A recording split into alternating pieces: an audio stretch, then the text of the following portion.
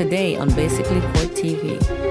Okay, so Ms. Brewington, if you don't mind, can you share with the court what exactly was the nature of your relationship? What were you doing to have Mr. Smith voluntarily just paying all of your bills? I took care of him. I did what a woman is supposed to do with a man. I fed him. I bathed him. I cooked for him. I cleaned for him. I made sure he was satisfied in bed. Like, baby, as the song goes, you don't cook and you don't clean.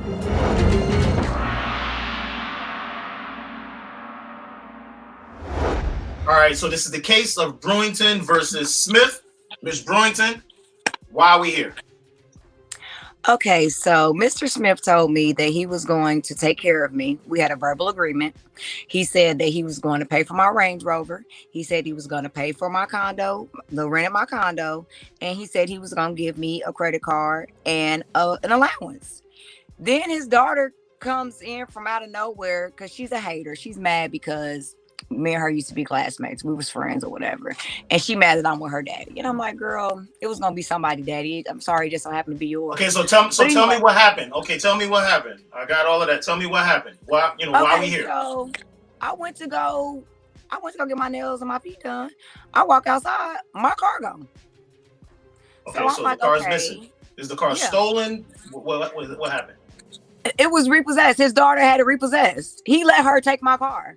So I go to swipe my card. My credit card declines. So I call. Okay, so at this point, the car has been repossessed and your cards have been deactivated.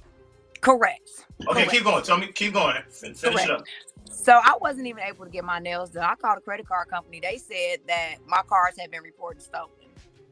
Okay. So at this point, I'm like, the next thing is probably my apartment. I get back to my apartment. The locks have been changed. I can't even get into my own house. So all of this took place in the same day? Yes. Okay, hold on a second, Ms. Brewington. Okay, so Mr. Smith, tell me what happened. Tell me about your daughter. So your daughter, does your daughter have power of attorney over your affairs? Yes, she does. My children sort of ganged up. They ganged up on me and they said, Dad, we don't know what's going to happen to you in case there's an emergency. You got to give us your financial power of attorney so that we can step in and you don't miss a beat. And so I said, okay, it makes sense. When you get to my age, this is the way you need to protect yourself. Okay, if you don't mind me asking, how old are you, Mr. Smith? I'm 77 years old. 77 years old. You look amazing, Mr. Smith, by the way. All right, but it's not because of her. Okay, so if you don't mind me asking, where did you guys meet? Magic City. Magic City. Okay, so you both just visiting Magic City? What is Magic City? I used to work. Okay, so Magic City is like one of the most popular strip clubs in Atlanta, and I was working there as a bottle girl. And he took a liking to me, and so we came up with an agreement that he just let his daughter take all my stuff now. Like that was a verbal agreement. And like, my biggest mistake was when you dragged me into that VIP room. You loved it. Say you love it. No, say you loved it. I say you loved it. Because you did. You loved it. You loved it when I took you into the VIP room. Okay, so Ms. Brewington, if you don't mind, can you share with the court what exactly was the nature of your relationship? What were you doing to have Mr. Smith voluntarily just paying all of your bills? I took care of him. I did what a woman is supposed to do with a man. I fed him. I bathed him. I cooked for him. I cleaned for him. I made sure he was satisfied in bed. Like, baby, as the song goes, you don't cook and you don't clean. You know I cook and you know I clean. But anyway, I was taking care of him the way that a woman should take care of a man. And he loved every second of it. I had him hook, line, and sinker within 2 days, honey. Okay? He loved it. One of our major problems is she talked too much about our relationship. She did not keep it secret. All my friends found out about it. I became a laughing stock. My golf buddies. You became a laughing stock. Your friends wanted to be with me. Your friends were calling me. Okay? Your friends were in my DMs. They wanted me too. What do you mean? You were laughing stock. Those friends are too old. They were not laughing at you because of me. They were laughing at you because of you. Because you wanted me to bring in another party and you couldn't even satisfy me. I was not getting ready to embarrass myself by bringing another woman into the bedroom when you couldn't even satisfy me by yourself in the bedroom. You have to do what you said you were going to do for me. Hold on a second. Hold on a second, Mrs. Smith. Okay, hold on. So, Ms. Brewington, according to your complaint, there also was a life insurance policy in here. What happened with the life insurance Yes, policy? the life insurance policy is for $1 million. Okay, and don't get choked up. The life Ms. insurance Brunson, policy is for talk to me. the life insurance policy, Your Honor, is for $1 million. And little Miss Thing, I don't know what she called these people and said, but they revoked my life insurance policy that I had on him. So the life insurance policy also was canceled. Yes. Okay, so hold on a second. So Mr. Smith. So is your daughter present today? She is not. She's not present. What else happened? So you guys met at Magic City. You took a liking to Miss Brewington. In your words, tell me what happened after this. Well, I want to correct one thing. She was not a bottle girl. She was a dancer in one of the most highly compensated dancers in the place. She was probably working 5 nights a week. And so were you going to see her 5 nights a week, Mr. Smith? No, I was only going about 2 nights a week. I don't know what she was doing those other nights. So you were going to see her 2 nights a week, and I take it she was your favorite dancer. You guys you forged a relationship, and y'all got to know each other a little better, became a little more acquainted, and you agreed to take on such responsibilities as her condo, the car note, or a weekly allowance, a stipend. We had an understanding. Okay, she said She said you didn't have a written agreement. She alleges that it was a verbal agreement. Yep. You do agree to this, correct? I did agree to an arrangement, so long as she upheld her side of the bargain. Okay. And because as I understand it, there are 2 sides to an agreement. If somebody provides. So did you have? So with that being said, I take it you didn't have a problem with the exchange, with the monetary exchange to accommodate her for the whatever type of activities you guys were doing.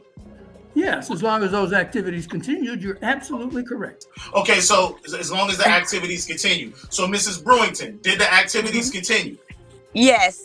Okay, so Mr. Smith, she's saying that the activities continue. So my question is, why did you cease payment on said items, like the condo, the car note, the allowance, and the life insurance policy? Well, why would these payments the activity? All right. Well, I talked to the kids because I'm an old guy, so the kids are the ones that had to put all this stuff in place.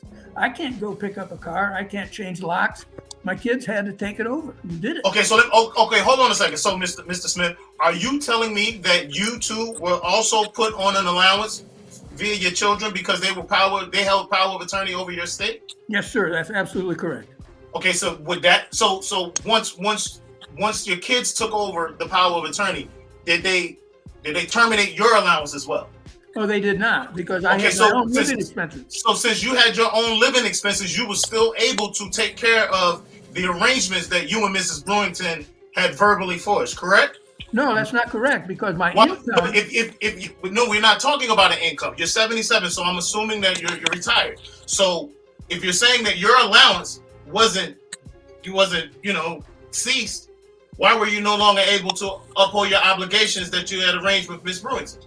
The money, when you add up everything, it comes out to close to $12,000 a month. Okay, hold on a second, Mr. Smith. All right, here's where I'm at with this. For the month of June, you didn't work. That's correct. For the month of May, you didn't work. That's correct. And for the month of April, once again, you did not work. Correct. But all of Mrs. Brewington's bills were accommodated. They were paid for, correct? Yes. So in July, when this took place, being that you were still getting the same amount of income, why did it cease? Because I had a lot of taxes to pay and other expenses that just run up on me. Mr. Smith, your taxes and your financial situation is not Mrs. Brewington's issue. Y'all guys had an agreement. You said it yourself. Y'all had an agreement that you was going to maintain her lifestyle. Yes. And you also said that your children did not terminate your allowance. Now, had you said to me, my kids cut off my allowance, I no longer had proxy over my money, I couldn't make a decision without my children, then we'd be in a different situation. But what you're telling me is your lifestyle remained the same and her lifestyle was forced to change. No, I didn't say my lifestyle stayed the same, because I was barely able to make ends meet. How? You were getting $12,000 a month, and you was getting the same $12,000 a month from April, May, and June that you was getting in July, With the only exception of now Miss Brewington's expenses was no longer being covered. Well, but those $12,000 were going to her, not to me. Were you still getting $12,000 in July, Mr. Smith? No, I was getting substantially less. Mr. Smith, you just told the court that in July you received the exact same amount of money that you received in April, May, and June. I did. Okay, I see where we're at, Mr. Smith. Okay, cool. All right, so here we are. Mr. Smith, Yes, sir. your income remained the same. You said so per your statement. Your income remained the same. You had an agreement with Mrs. Brewington. Did you guys have a time frame on your arrangement? Because now, hear me out, Mr. Smith. At any given time, if you no longer decide that you want to continue this arrangement, you can say, I've changed my mind. I no longer want to do this. And then I can terminate the agreement because there were no terms set. Or, no term set by the length of time. You're absolutely right. And so would you like to continue the agreement, Mr. Smith? no, I would not, because the quality of the services have declined. Okay, so are you telling me today that you would like to terminate the services of your agreement with Miss Brewington? Absolutely. I need to hear you say it for the court. I would like to terminate for all times any arrangement I have with Miss Brewington. Okay, so therefore I'm ready to make my decision. Okay, in the case of Brewington versus Smith, Miss Brewington, your case is dismissed. Thank you, Your Honor. He don't even know if them kids are his. You remember you told me you didn't even know if those children were yours? And you just gonna let them come and take my Range Rover, get me locked out of my condo? Like, you just gonna, everything we've been through, this is really what you're gonna do right now? Babe, the Range Rover was in my name. It doesn't matter. It was still mine. It was my Range Rover, okay? And you were terrible. I had to keep increasing the Viagra, the Cialis, and you still couldn't get me up. That's not a problem I have with other women. So once again, we have a situation where a contract dispute comes into play. A written agreement will always trump a handshake or a verbal agreement, mainly because the details will be outlined between the four corners of that paperwork. Agreements with no term limits can be severed at any time by either party. I'd advise you to take care of your business properly beforehand. Remember, it's not how you start, but how you finish. Do you have a dispute and would like to settle it before our forum? If so, contact us at info@basicallyctv.com. Basically Court TV, where the disputes are somewhat real and everyday disagreements are handled however the judge sees fit.